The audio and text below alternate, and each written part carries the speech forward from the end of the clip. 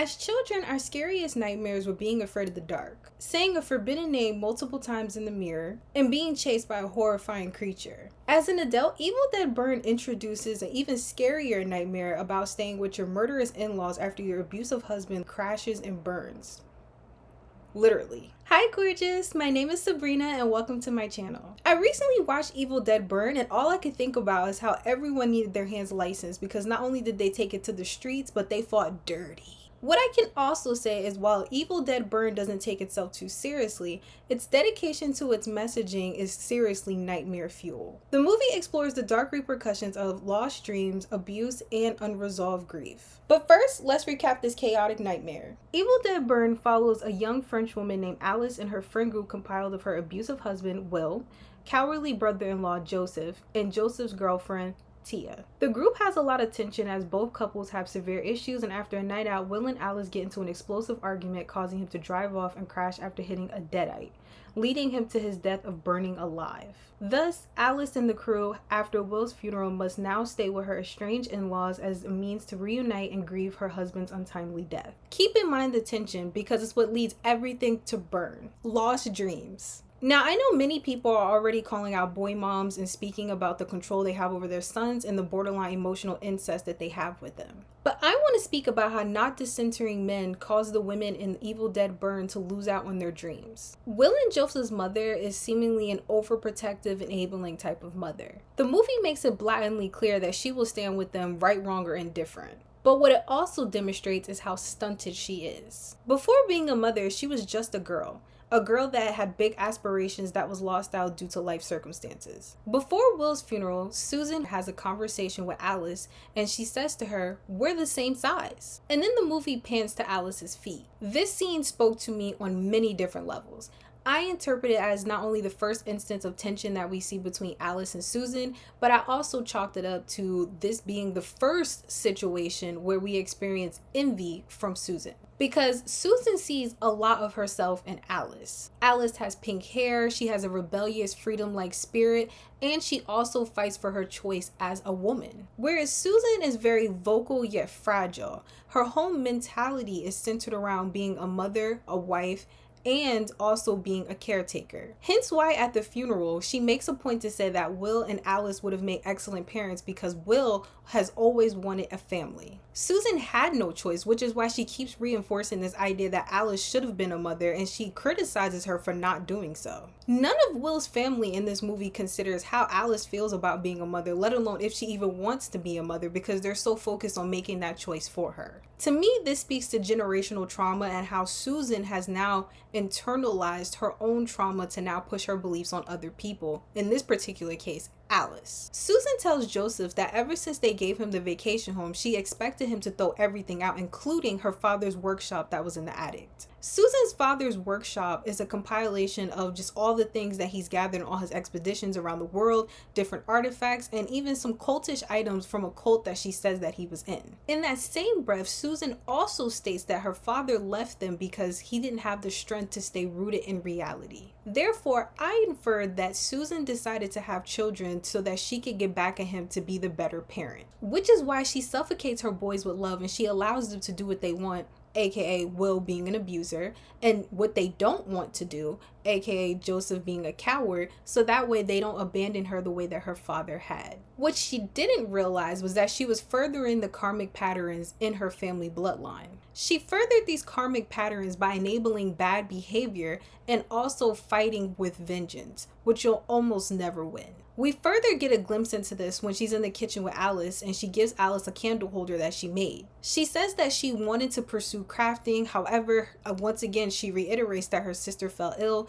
that her mom was unable to take care of herself, which is why she had to become her full-time caretaker, and she also states that she pretty much had to be a mother to her children. Alice processes her words and she reassures her that she has a gift and it's a shame that she let it go to waste. Susan huffs in an offended manner and she says to her that she did it for her family. And not only did she do it for her family, but without her family, she is nothing. What makes it seem so tragic to me because it just makes me think about how many mothers lose their identity to motherhood. I feel like we see this often with female content creators because they'll start out with a page that's very whimsical, that's very girly, or if not girly, then it has just an aesthetic that's attention grabbing, and you just there for their personality. But along the way, once they get into a relationship, it kind of turns into relationship content, and then they have a baby, and then now it becomes mommy content. And it's so disturbing because while there's nothing inherently problematic about mommy content, it's just the fact that you watched your favorite creator go from this bright light that's now dimmed because now all the things that made her great are lost to motherhood. And this is just simply a result of society and how it teaches women that once you become a mother, you have to change the way that you talk, the way that you behave, the way that you dress, the way that you make content, and that family is their highest achievement in their lifetime. Personally, I believe having a family is what made Susan very bitter because she had to do it at such a young age, and to take on such a big responsibility of that caliber,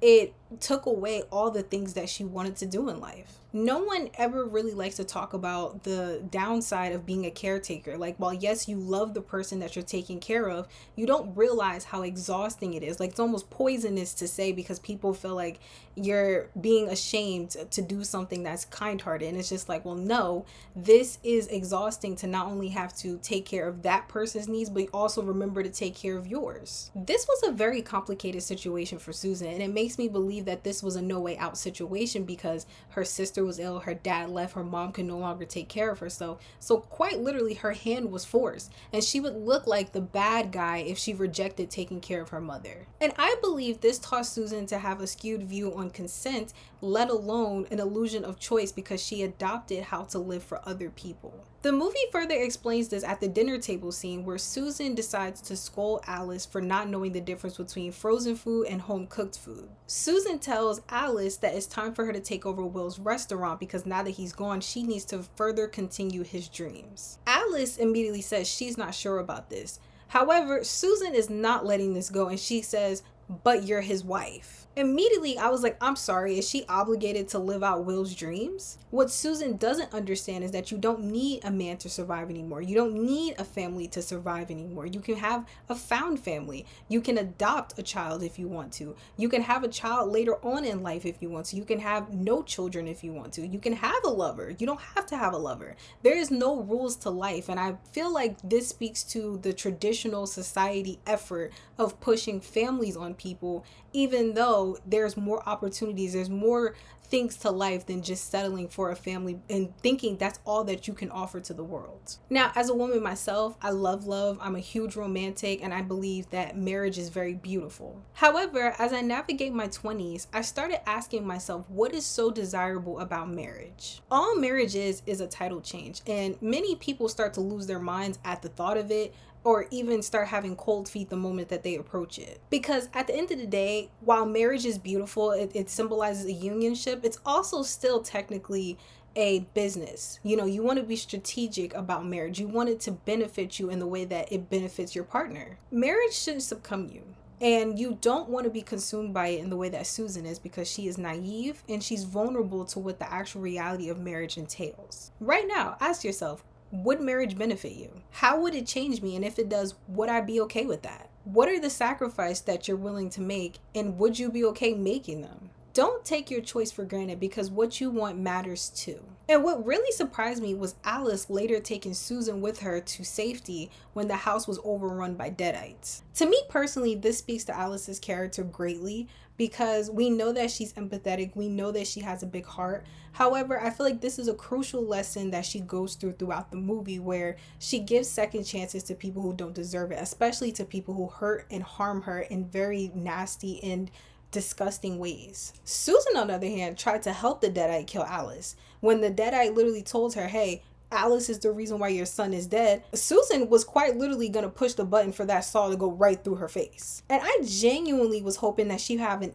ounce of dignity, an ounce of respect, an ounce of an understanding for Alice, considering the deadite just lied to her and said it wouldn't hurt Joseph. She quite literally did not care, because in her mind, family is still coming before Alice, despite the fact that Alice is her family. She literally says to her, hey, you can't be making decisions to go see your dad. And like, as they made it to the actual vacation home, she tells her like, hey, You can't be making these decisions without us because we're a family. This attests to the fact that she's so envious of Alice that not even a threat to her own life was enough to want to protect Alice. This speaks to a broader conversation about how many older women, older moms will protect abusers in spite of their daughters, because she has no blood daughters, but Alice is her daughter through marriage, and that was not enough for her to care about her because her sons, the men in her life, come first. I feel like we see this at the funeral where Joseph is sitting next to his grandmother and she's going on a tangent, so he tries to correct her with the proper information,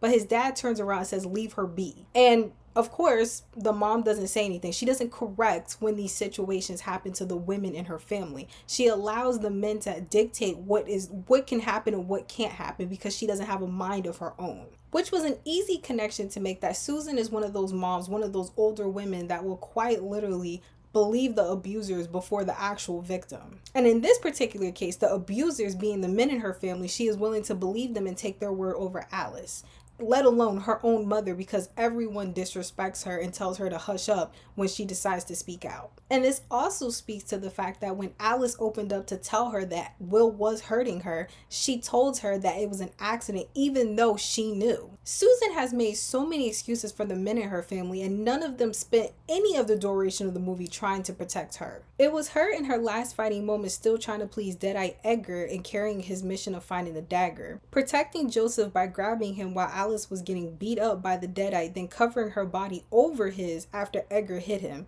And before turning, she tells Alice Will was a great husband who was going to come back to get her. With that in mind, none of them, dead or alive, went to this fullest extent to even remotely think about her in the way that she is thinking about them. And this is why it's important to decenter men from our stories, because there is no happy ending otherwise. I process Evil Dead Burn as a warning to all women. To all my young girls and women out there, please do not abandon your dreams for love. If it's meant to be, it'll be. If it was always yours, it'll come back. Otherwise, you have so much life to live. You have so many people to meet, so many things to do rather than to focus on someone else's dream, let alone a man's. Be picky. Take as much time as you want and need, because misogyny is the only reason as to why we have a clock that determines our worth and determines how long we get to be good enough for. If you're currently enjoying the video, please don't forget to hit that like button. Abuse. Abuse has a singular face to the public, meaning it's always viewed as something violent.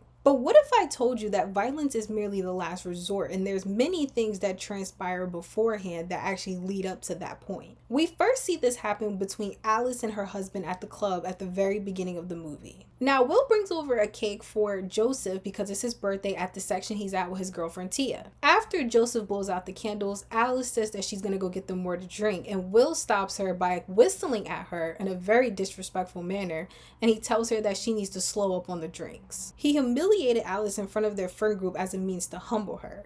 Will does a great job at convincing the audience she's the problem because she wants to celebrate, but what's actually happening is he's fighting for control. Will thrives off the embarrassment of other people, which is why in that next scene, he decides to sit up there and embarrass Joseph by pointing out he got him $1,000 pen because this is the fourth book that he is now not finished. What really caught my eye in the scene is how everyone played their role. Alice looks down every time he speaks to her, which lets us know that she's afraid of him in some capacity. Tia felt the need to diffuse the situation by suggesting they open presents, but she also diverts her eyes when Will brings up how successful Alice is as a photographer thanks to him. And now Will buying Joseph this $1,000 pen, he wants to take ownership of his success in the way that he takes ownership of the success of Alice now that she got this glamorous camera and now she's a much better and successful photographer. And in this whole entire sequence, Joseph has his head down pretty much 80% of the time,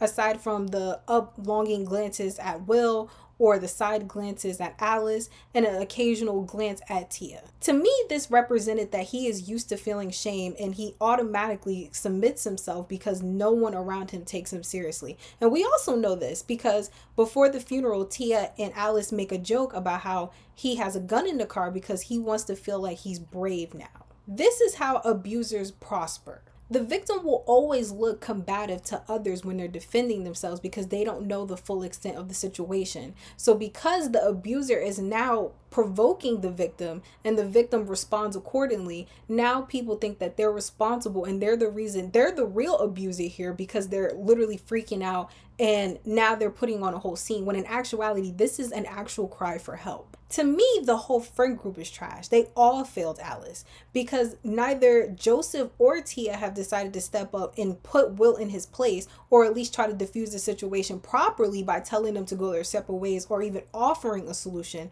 What they do is they try to hush it up or change the subject so that way they can just have peace. And personally, to me, keeping the peace is what made her abuse become 10 times worse. In fact, it does get worse because Will decides to get mad at Alice for the fact that she gives Joseph a heartfelt gift. But I read this as Will just being envious to the fact that she has an aura, a shine about her that he can never achieve. Now, remember the tension that I brought up earlier, because Will needs to keep Alice miserable so that he can have energy. Many abusers are energy vampires. They keep their victims very sad and miserable because it makes them happy. It makes them feel fulfilled because now that all her energy is drained, he can be the best version of himself. And if you ask me, he's worse than the Deadites in this movie because he is literally evil. You see him literally in real time making her crazy. Like the way that the movie frames it initially when she is interacting with them as if she's the problem. He does a great job at selling the fact that she is the problem. And as I mentioned, the friend group isn't any better. After Alice gives Joseph his gifts, he gets up and he decides to hug her.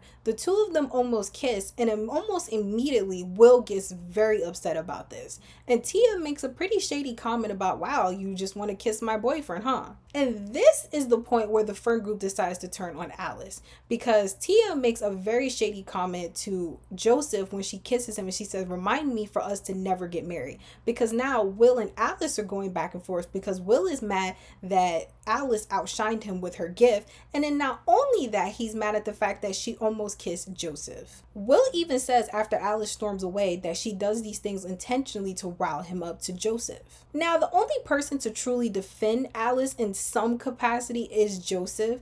Like, he tries to make a point for her to say, oh, it's not that big of a deal, but Will shuts him up with that line. And what also makes this very frustrating is because he's useless.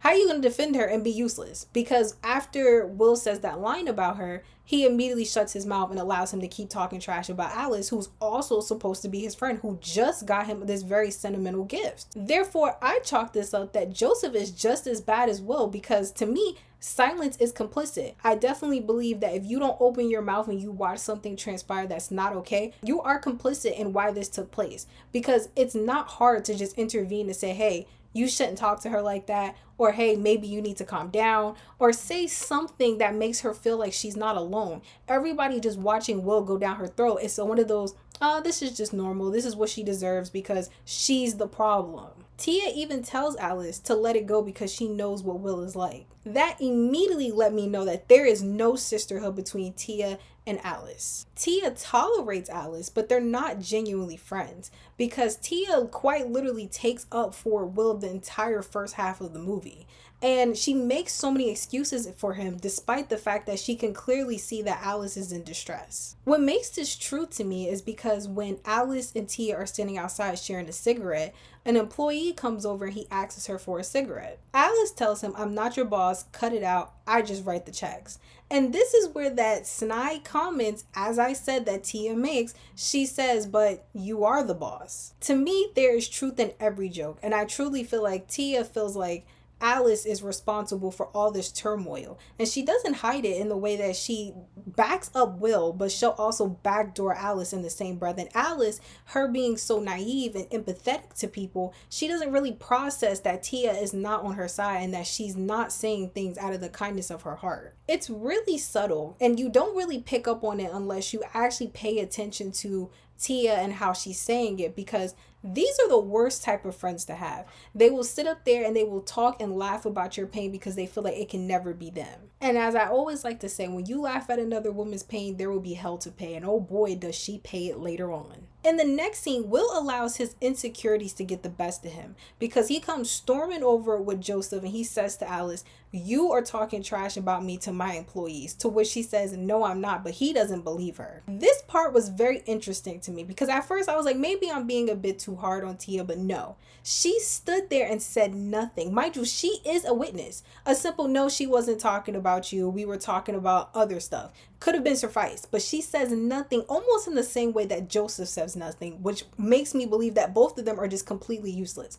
Because I guess that's just essentially how abuse works, right? Because they're both afraid of Will because of how explosive he is. So they're going to naturally gravitate towards the aggressor because they feel like being in his good graces will keep them protected versus being on Alice's side because now that's more turmoil being spewed about. And what also makes this scene interesting is because Will starts to show his real horns at this point. He grabs up Alice, to which she pushes him off, and now he gets mad because he feels like she's causing a scene. Even though she just told him she didn't want to keep going back and forth, he intentionally grabbed her in front of everybody, but somehow she's to blame. He also tells her, "Don't make me out to be someone that I'm not," which I thought was hilarious because who are you, Will? This is you.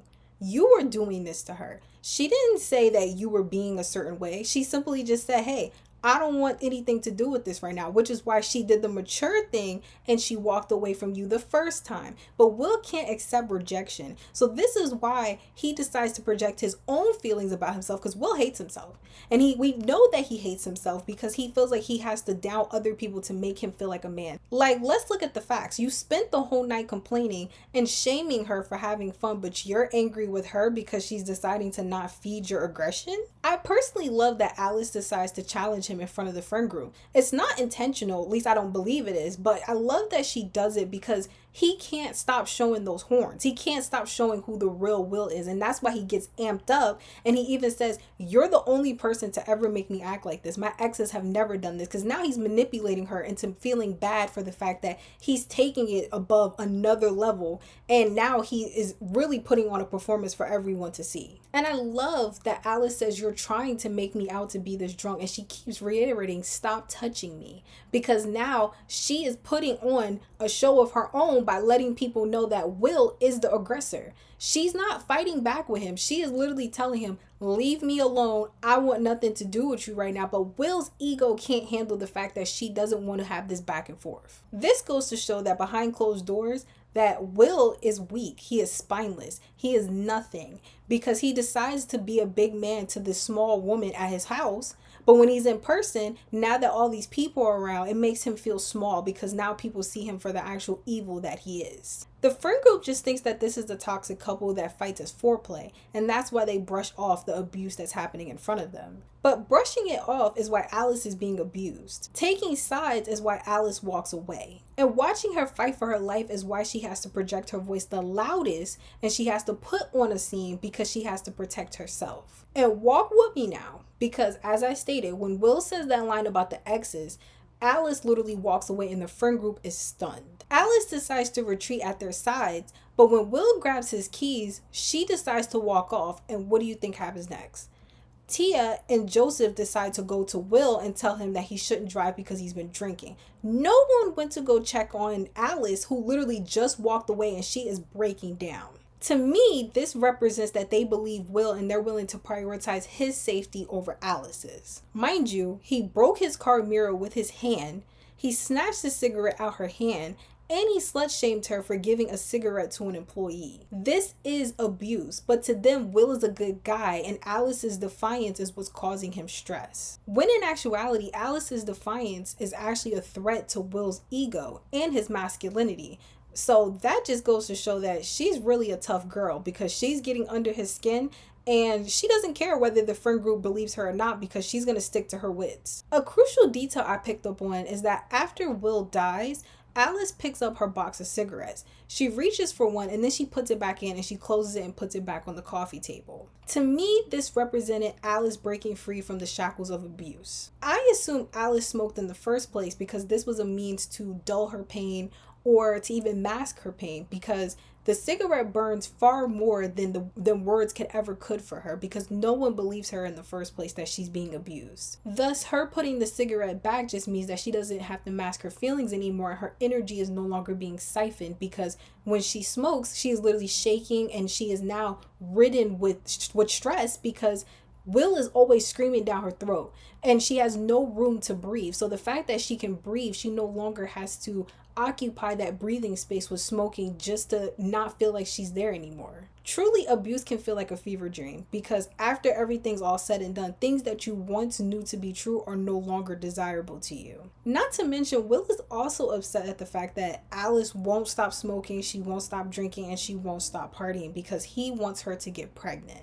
She stopped smoking because this was her weapon of defense to make sure that she wasn't going to be forcefully impregnated. Because unfortunately, many abusers will use forceful tactics to actually get the things that they want. And one of those things that they weaponize is pregnancy to hurt their victims. And the saddest part about all of this is that she couldn't trust her husband because he was that unpredictable and that abusive to her. The idea that her autonomy can be swiped from her at any given point is one of the scariest, nightmarish things that the movie introduces, in fact, because as we know, in many marriages, a lot of men feel like they're entitled to sex. And we know that marital sexual assault is not taken seriously because people feel like because you're married that these are things that you're supposed to do. This is the natural order to have children. So if it happens without her consent, people are going to say that that's a blessing, that's a joy, when in actuality, this is a nightmare to her. It's also just interesting because at the funeral, Alice literally says that she doesn't believe that the family wants her around.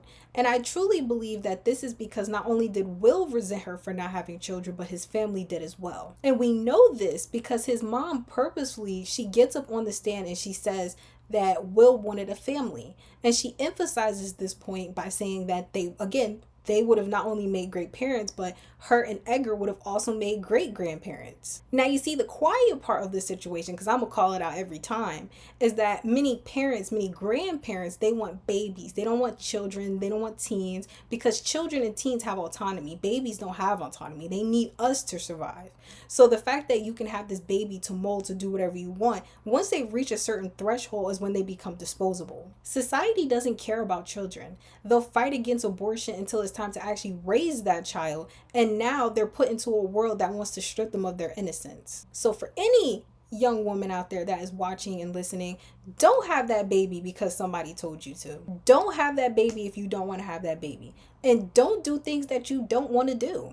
And if you do want to have a baby, have it on your terms, because at the end of the day, it's impacting your body, nobody else's body. So you get to decide. It is your body. It is your choice. Another scene that echoes abuse is the dinner table scene that I previously mentioned. A lot transpires here. In this scene, Alice and Susan are going back and forth. Susan tells Alice that she needs to be equipped to now take care of Will's business. Alice suggests multiple times that they can talk about leading Will's business later, but Edgar, Will and Joseph's father, tells her no. And for the last time, she now gets a flashback. I feel like this not only speaks to Alice's trauma, but it also exposes the fact that her trauma has now given her PTSD. In the flashback, she smokes a cigarette as Will yells at her, and I feel like this is reminiscent of the fact that she is currently in a position where Will's family is yelling at her for not making the choices that they want her to make, in the same way that Will was yelling at her in the flashback for not making the choices that he wanted her to make. Only this time, instead of having a cigarette, she is now drinking alcohol, which is now a replacement to how she copes and handles stress. Now, I have PTSD, and I have spoken about this in a video already on the channel, but PTSD is not often represented well, but I feel like Evil Dead Burn represents it very well, considering Alice is very disoriented. It happens out of nowhere, and she gets put into a space as if it's happening to her in real time, even though it isn't. Because the way that PTSD works is that all it takes is one subtle trigger. And I feel like her triggers is when she's under high intensity situations or she's enduring a lot of stress. This rang to be true to me because Alice closes her eyes and now she's being put back into the space, as I mentioned, where she believes that this is happening to her in real time. And this is probably one of the scariest parts of PTSD. This is one of the scariest parts for me, at least, because I've been in situations where I'll be somewhere, I maybe smell something, I'll taste something, I'll feel something, and now I'm being brought back to the place of my trauma. And there's kind of nothing you can do about it. You kind of just have to go through it. And you can tell that Alice forgot where she was because it isn't until Susan yells at her to snap out of it, essentially. A little quirk that I noticed about Alice is that when she does come back, she reassures the table that she is calm. This is doing more harm than good to her nervous system because she is teaching her nervous system that in high intensity situations, she is calm, she is safe, even though her body knows that she isn't. And I feel like this is also reflective in her abuse because anytime that she's in situations of abuse, her body is now in fight or flight mode because she doesn't know how to distinguish the two because she's trying to self-soothe, not realizing the self-soothing is actually teaching her mind to believe that when her body is reacting this way, that this is normal. And funnily enough, in the same scene, Joseph decides to throw her under the bus, adding more stress to her because now he says that she's the reason, essentially, as to why Will died because they got into an argument and Will sped off and he got into an accident. Of course, Alice doesn't let this fly and she's like, wait a minute, are you insinuating that I got Will killed? And he's like, no. And she's like, no, you're saying that I got him killed. This also just read to me the fact that as a canon event in many people's lives, no matter how close you are with your significant other's side of the family, they're going to always, at least most of the time, choose the significant other side because that is blood, that is family. They know all of the destructive things that they're doing, hence why Susan, she knows that Will is being abusive to Alice, but she does nothing about it. And of course, Alice is just like, well, wait a minute, if you know, why are you not helping me? Why are you not at least talking to him to tell him to back off me? People have to understand that in these particular situations, all you have is yourself because they're going to choose your significant other. Most of the time, a lot of the time, the family knows already. It's just you that now has to catch up. And I feel like this whole table scene is Alice just catching up to what Will was already thinking, to what they were already thinking about her. And we see this multiple times with Joseph and how quiet he is every single time that Alice has conflict with one of the family members. To me, this proves that Joseph and Alice are not really friends either. Joseph is a loser who so badly wants to be accepted that he is willing to watch his girlfriend get murdered by his dad, because when I was in the theaters and she's over here fighting for her life, I'm like, well, where the heck is Joseph? Joseph is at the sunroof. He's on top watching her get her face bashed in. Hello? Joseph has no allegiance to anyone, not even the girl that he is supposed to love with all his heart. I'm also glad in this situation that Alice tells Tia to mind her business because she doesn't know what's going on. And I'm so happy that she finally clocked her because she realized she is never on her side. And this was a situation where I agree with her. You don't know what's going on, but you have so many snide comments to make. You're always siding with Will, even in death. You're now taking up for Joseph, even though Joseph just threw her under the bus in front of the parents and they didn't even know that Will and Alice had an argument. And it truly bites Tia in the back because she literally locked eyes with Joseph as he was on top of the car as she died. And then not only that, when she becomes a deadite, he literally tries to kill her over the fact that he could have killed his dad prior to prevent her from dying. And I'm glad the deadite called that out and was just like, well, wait a minute. You're willing to kill me, but not your dad? The person who literally is toxic and trying to kill and killed me. Not even trying to kill me, killed me. But you got balls all of a sudden to now you want to kill me right now? I recognize Joseph as a quiet abuser. He is one of the worst kinds of abusers to ever encounter. He's the type to blame others and hide his hands, whereas Will is a narcissistic abuser that needs everyone to feel shame in his presence, which speaks to their father, who is an aggressive abuser that pits his family against one another as enjoyment. So truly, the cycle of abuse doesn't end in this family, it just festers. As for my last point, grief. The way that grief manifests is so polarizing because it comes in waves, it comes out of nowhere, and it can make you feel so full yet so empty all at once. Grief is especially confusing when someone who's hurt you died and now you're left with those feelings of good and bad from them. Evil Dead Burn nails the complexities of grief and how it translates through all its characters. The movie first shows us with how Alice's choices are influenced. We first get a glimpse of her grief when she's asked at the funeral to say a speech and she says that she didn't come prepared. This kind of understandably so gathers weird looks from not only Will's family but the funeral directors as well. But I don't find it completely odd that she didn't have anything to say because funerals are difficult.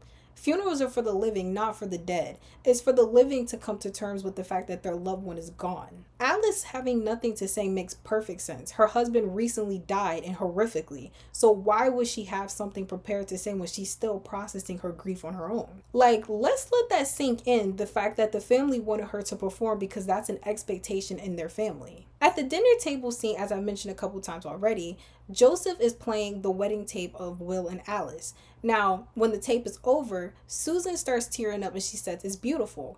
However, Alice has sort of a grimace on her face, but then it also goes back to its neutral state, and you kind of can't read her, but you understand that she's trying to process her emotions because it's conflicting. They say your wedding day is supposed to be the happiest day of your life, but when you put yourself in the shoes of Alice, you start to process that this is now a nightmare for her, because I feel like this was deliberate on the movie's part. The TV where it's showing her wedding day, they show that both of them, both her, Will, and Alice, signed the marriage papers. Now, this is just representative of the fact that she thought she was signing a contract to be with the love of her life forever. However, she didn't understand that not only was she going to do that, but other things were going to come with it that wasn't explicitly stated. Later in the scene, after bullying Alice, Susan says that Will is looking down at them. This is one of the more funny parts of the movie, is because the dead-eyed Edgar literally says, above? To me, this spoke on toxic positivity and the dangerous aspects of religion. Heaven is supposed to be this moral high ground, whereas hell is supposed to be this evil place that bad people go. And it's so funny because Susan lacks self-awareness. She thinks that, considering those descriptions, that Will somehow fits in heaven and not hell. What really seals the deal on this is the fact you got an actual demon literally telling you, hey, your son is going to hell. He is a bad person. The fact that a demon had more self-awareness than you, Susan, speaks volumes. And in this regard, I feel like many religious people, not all, will actually do this to cope because they want this awful person to be seen in a better light. It truly soothes them because this avoids accountability that the abuser already revoked, and now they're revoking it in their honor, because now they're faced with the fact that the harm that they weaponize is being brought up, and they can't have that disrupting the person's legacy. Another instance of grief is when Edgar tells Joseph once he's fully turned and standing outside the house, he should have died. I truly feel like in this movie, grief speaks through the deadites, because I internalize this scene as this being something that Joseph feels himself. We understand that Joseph is an outcast because his brother is the golden boy.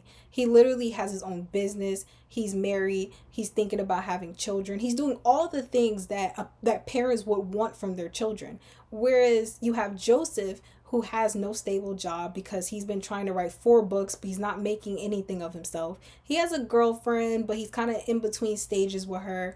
And then on top of that, he's a pushover, unlike Will, who literally stands up for himself, so much so that he's willing to abuse other people just to prove that. To me, I saw that this line was being internalized, not that his brother was dead, that he's sad about it, but more so, what if he was the one that died, that he would have that same level of importance or even a fraction of importance that Will has? Would his family feel that way about him in death? In a way, I don't believe that Joseph truly cares about the fact that Will died. Maybe a small piece of him, but not enough for me to feel like he's heartbroken about it.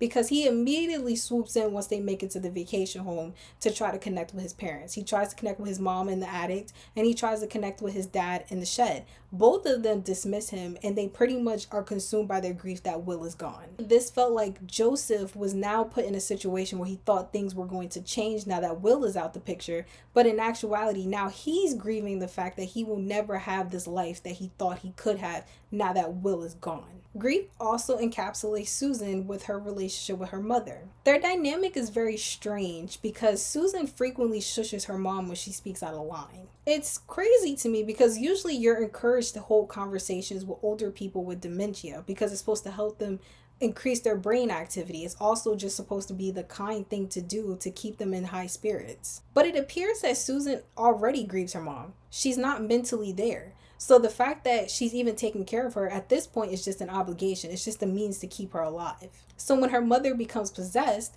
and she's under the sheets, Susan runs over, she hugs her and says, "You haven't spoken to me in like this in a long time." What makes this even more heartfelt for her is because the Deadite, who's supposed to be the grandma, remembers her name. And as we know throughout the movie, the grandma frequently forgets Susan's name. To me, this just spoke about early grieving of like a parent or someone that you love, because illnesses take everything from you. It already puts you in a space of grieving because now you know that this person is on borrowed time. It also just makes you feel a tiny bit of empathy and understanding to the fact that Susan is just a little girl who misses her mommy. That inner child in her, having that moment was her just being like, wow, my mom has not had this connection with me in a very long time. I can physically see my mom, but I know that's not my mom. And I truly feel like this feeling carries over in her relationship with Edgar. When Susan and Edgar share that bloody kiss, it's one of passion, it's one of yearning. And she even says to him, "You haven't kissed me like this in years." This reflects that Susan just had a warm body at night to lay next to, which is her husband, but the love has been gone for many, many years. Which is why I believe she meddles so much into Alice and Will's life, because at one point her happiest day was marriage to her husband. Along the way of taking all those responsibilities and taking care of the family, they fell out of love. So she tries to push Alice to do her best so that she can be able to uphold her family and to be able to make her marriage last and for her marriage to be fruitful. But what she gets the game twisted is that Alice doesn't want those things the way that she does. She doesn't want love to feel hard and complicated in the way that Susan accepts it. The grief blinds Susan because she is very angry with the fact that she sees so much of herself in Alice, and she believes that she's helping her by teaching her her ways, even though her ways are skewed. And deep down, no matter how much Susan has given to her family, no matter how much of her dreams that she has lost, no matter how much of her blood, sweat, and tears she has given to this family, it'll never be enough for any of them. As for Alice, her story concluded with her killing the Deadite of Will. What makes this scene so powerful is how she interacts with the Deadite of Will. She literally grabs his face, and the Deadite literally becomes the flesh version of Will, and that version of Will tells her he loves her, which in return, which I actually gave me chills in the theater, she says to him that that's not enough. This is so important for abuse survivors or anyone being abused currently, because love is not enough to sustain a relationship. It's not enough to go through that pain. And I know that love is not going to be easy all the time because you have to choose to love someone each and every day, but you choose to do that because it makes you happy. But even then, love is not enough to keep a relationship afloat. It requires vulnerability. It requires collaboration, not compromise, because I feel like compromise is when you start heading to unhappy territory, because now you're sacrificing something to make someone else happy. And it requires a level of effort that you have to consistently keep up with, and more. And if you notice, Alice spent the whole entire movie processing through her trauma, going through her flashbacks, because this was all her doing the inner workings to reclaim her power. And when she's finally faced with her trauma, she takes it head on, and she not only deads it, she deads her abuser. It's truly beautiful. And I wish justice for all domestic violence survivors and no peace for any and all abusers. In conclusion, overall, y'all know I'm gonna keep it real, and I did not like this movie that much. I absolutely love and adore the Evil Dead franchise. I love it for its grit, I love it for its metaphors for trauma, and I also love the gnarly kills. However, I just felt as though Evil Dead Burn played it too safe in those areas. I appreciated how much it was dedicated to exploring women's trauma and understanding their trauma, as we see with Alice and her abuse. But personally, I just felt the movie did a disservice to Alice as a final girl. And the reason why I feel like this is because we don't really get to see many instances of her personality. She doesn't have many great moments with the people who are supposed to be her friend group, let alone her in-laws. And not saying she has to, but I just compare it to previous Evil Dead movies where the leading ladies were treated differently. To me, Alice's story is centered around other people rather than herself in a way. What I have loved about the more recent Evil Deads is how much life is breathed into the leading ladies and the final girls. For example, Evil Dead Rise literally shows Ellie and her relationship with her children, the personalities of her children, the hobbies they partake in, the hobbies that she partakes in. And I feel like that gives a fleshed out explanation as to how her family dynamics are and how her trauma of her husband leaving them has contributed to their circumstances. Evil Dead Burn doesn't flesh Alice out. And the only thing that we know about her is that she has a dad, and we literally only hear them connect with each other over one phone call with her going to Will's funeral. And that's it. The kills were also just underwhelming for me, and I was ultimately less dissatisfied because the first half to middle of the movie, no one really dies. The only death that we actually get to witness that was somewhat gruesome was Tia's. However, the dad doesn't really have a real death because he kind of just gets possessed. And that's pretty much it. The grandma just also gets possessed, and that just felt a little unlike the franchise to do something like that. Because to me, the Evil Dead franchise has no problem packing people up. Not to mention the off-screen deaths were so infuriating. Because the morgue guy is supposed to be the first death of the movie, but we don't see it. It's just blood splattered on the wall. And I'm just like, what is that about? We used to be a proper country. Then we also get into a situation where now Joseph is the next victim. He literally falls through the ceiling, and I guess that's his death because we don't really see him get back up. And I mean, from that high of a height, I could see how he did, and then Edgar falling on top of him. But if that's the case, that was such a weak death. And then on top of that, we also don't really get to see Will's death in his entirety. We just know that the car blows up in flames and then it goes into a trashy title card. The only death that we got to see was Tia's, which was kind of cool. And like I said, Edgar's isn't really a death. He kind of just transitions over. And so does the mom and the grandma. So I just was so disappointed with how all these deaths took place besides Tia's. Like, the kills are usually spotlighted, but it feels like the movie spent more time with them fighting than the actual kills having thoughts behind them. I was especially disappointed with how unentertaining the Deadites were, because I'm so used to the fact that they have such quippy, crazy, and like funny things to say. Like, usually they're the ones that steal the show, but like no Deadite really stuck out to me. Instead, I feel like the movie trades the Deadites' humor for the actual leads and supporting characters, which is not necessarily a bad thing, but I wish that there was at least a balance. And personally, I just want to make it clear that I have no problem with this Evil Dead being fun. I know a lot of folks were not too happy with how humorous it was. I personally saw it as like a dark comedy, and I'm rocking with that. I love when a horror series or a horror franchise cannot take itself too seriously, and they're not afraid to experiment to keep the ideas fresh. It's more so I wish that there were certain components that they left in that we know and love the franchise for, because to me, no other series or no other franchise can do it like Evil Dead in terms of that dark comedy that the Deadites bring and how the terror it instills in you. This is also just a small little tidbit, but my God, I wish that there was an epilepsy warning, because the strobe lights in the freaking club almost blinded me. I literally got so nauseous in the theater, and I had to look away momentarily. It's between the club scene and there's another scene where there's flashing lights, and I'm like, my God, this is too much.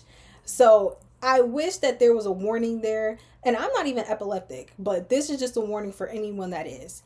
I also just want to give a heads up, if you are sensitive to animal deaths, this one does take it there, so do be mindful if you are going to see the movie. But I could also acknowledge that there were amazing things in it as well. Like, the movie pretty much had some of the sickest shots out of the whole franchise. I love the mirror transition scene. I think many of us do. I love the fireplace where the parent is fighting with Alice through the chimney. I thought that was awesome. I also love the scene of the down shot of when Tia is fighting with Joseph and Alice, and they're literally tussling because she just attacked Susan, and now they're running into a closet, and then they fall to the floor, and they have this whole big like and this whole climactic moment that I really enjoyed. Otherwise, I felt like the movie lingered on in places where it shouldn't have, and the final scene actually just wasn't that intriguing to me. Like the build up of getting ready to fight in front of the house being on fire would have been impeccable. But the fact that they took the fight scene to construction grounds was just like I just don't think the payoff was worth it, because I know they referenced it in the beginning of the movie where she was on the phone with her dad and you can hear the drills and stuff. It was kind of like a foreshadow, like the final scene what happened here, but it just wasn't that interesting, and I just don't think that it worked well. And the final boss just wasn't fun. Like it was more of just like a Terminator-esque type of like monster rather than like a proper deadite. I would have respected it more if Will came back as a deadite, like a you know, maybe fleshy kind of like Two-Face type of situation. But ultimately, like I said, it was just a big letdown for me for it to go down that way. So pretty much the movie just kind of gave me Resident Evil 7 for the thrills, if it had a baby with Final Destination for its dark humor. Thanks for watching, gorgeous, and if you enjoyed this video, please subscribe for more movie reviews, and if you want to continue watching, please click the video on the screen. I'll see you in the next one. Bye!